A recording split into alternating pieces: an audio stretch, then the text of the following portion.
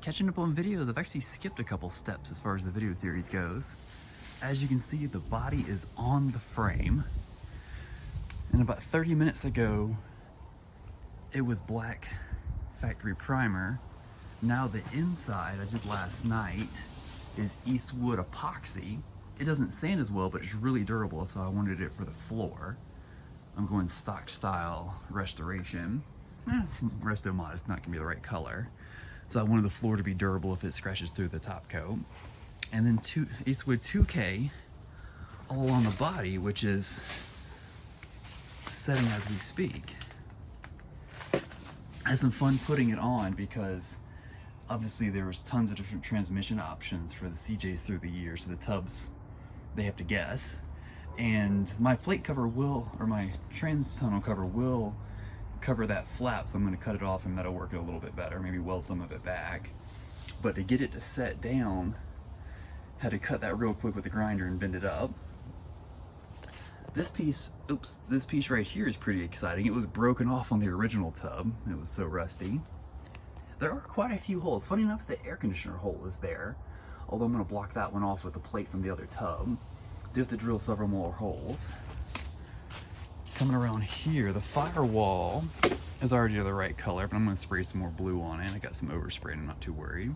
Funny enough, you can't really see it right now, but on the other tub, and we realized trying to put this tub on, I had several buddies come over, the new valve cover, the aluminum one, bangs into the firewall. So I got them to move it back a little bit for me, and I took my sledgehammer and got a couple good whacks on it, and now it fits with about a ½ inch of clearance. And looking over there, you can kind of see, I think it tweaked over there too, but that's where the battery's gonna bolt on, and I'm not too worried. And project, it's supposed to rain this weekend, that's why I'm rushing to do this first thing in the morning on a Saturday. The 3-inch hole over there with a little hole next to it is for the fan blower motor. And these things kind of whisper at you. So what I've done is got a new Napa replacement part, and I've got to cut that hole a little bit bigger. And I would have liked to do it before I painted, but I wanted to get this thing painted so I can actually start assembly, which will be the huge next step. Yeah, the yard is quite the mess, and my buddies were teasing me, telling me it looks like Sanford and Sons, and they have a point. But in the moment, I'm in go mode on the project, and you can see from the tub, there's nothing drilled for tail lights or fuel filler, which lets you do custom if you want, but I'm gonna make paper templates off the old tub and trace them on and cut them out with drill and grinder and a Dremel. Not the right way to do it, but it works pretty well. I've got two pancake compressors wired in series, and got the old tub moved over here with the help.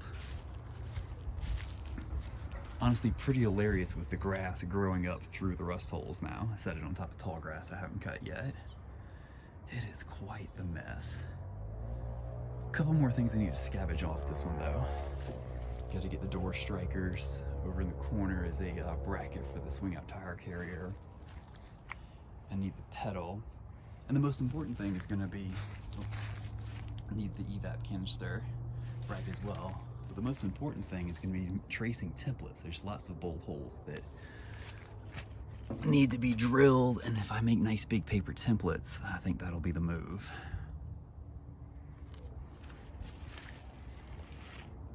So yeah, hopefully when I come back, the new body, actually I got a new picnic table. I've got a Toyota Tacoma, and my buddy said, hey, I've got 2 picnic tables that are free. You can have one if you come help. So I got a free picnic table.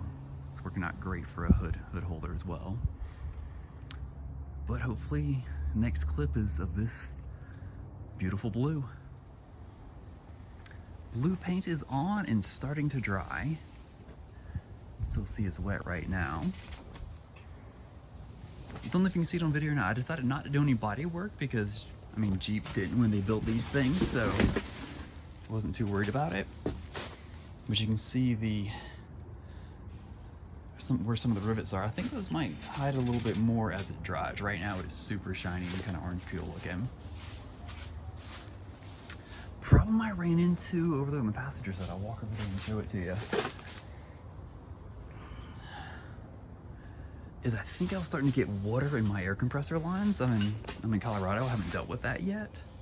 And I bought some inline water separators and I didn't think to put one on, but the texture makes me think that I was getting water in the line, and I'm gonna let it dry, and I'm either gonna sand it and respray this side. I don't know if it'll show up on video. I'm either gonna sand it and respray this side. I mean, that's a decent mirror finish.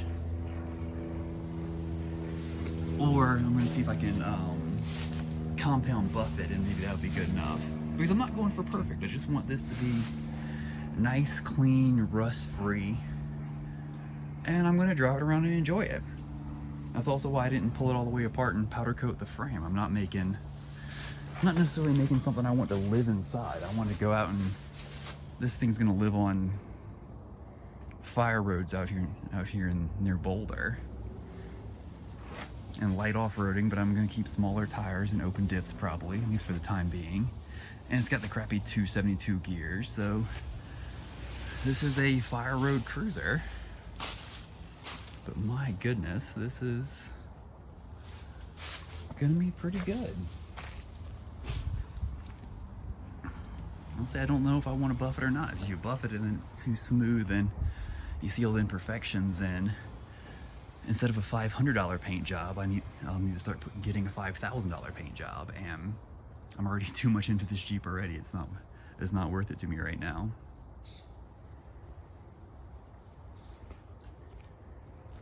And the underside of the hood probably looks okay on camera. It honestly looks pretty terrible in person.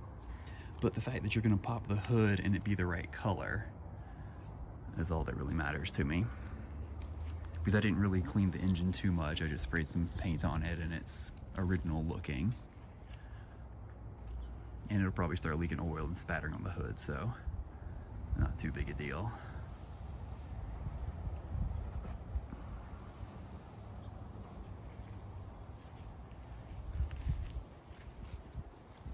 But yeah, next step is pull the plastic, or let it dry for a bit, pull the plastic off and gawk at it for a bit.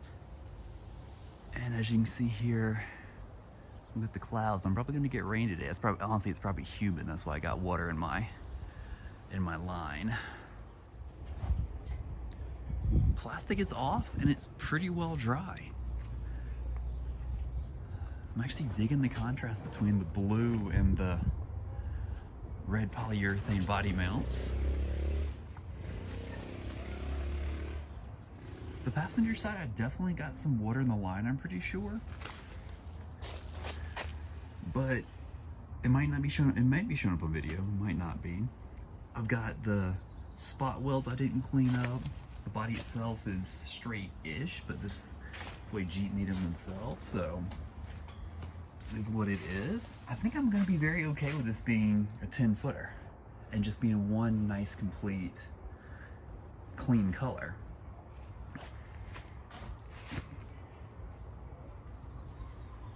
Because the inside has some orange peel and there's some dirt in the paint, but I'm gonna have floor mats and seats and the trans tunnel cover and the dash in here. And the seats are nice and brand new. So I think what I'm honestly, little spot there.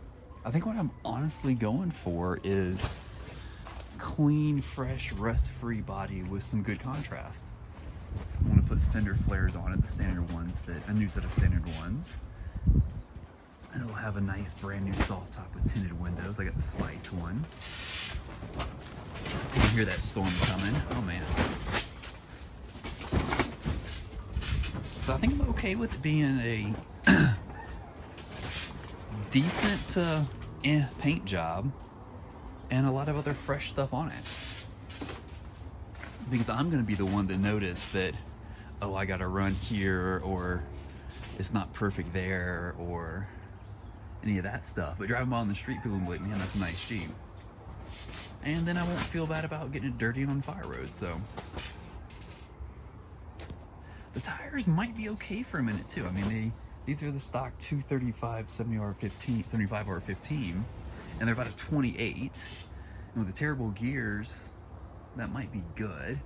Next step might be Firestone Destination 30 by 950. they make a really nice tire. And I'll buy a set of 5 and have the matching spare. On an old Jeep like this, you need white letter out.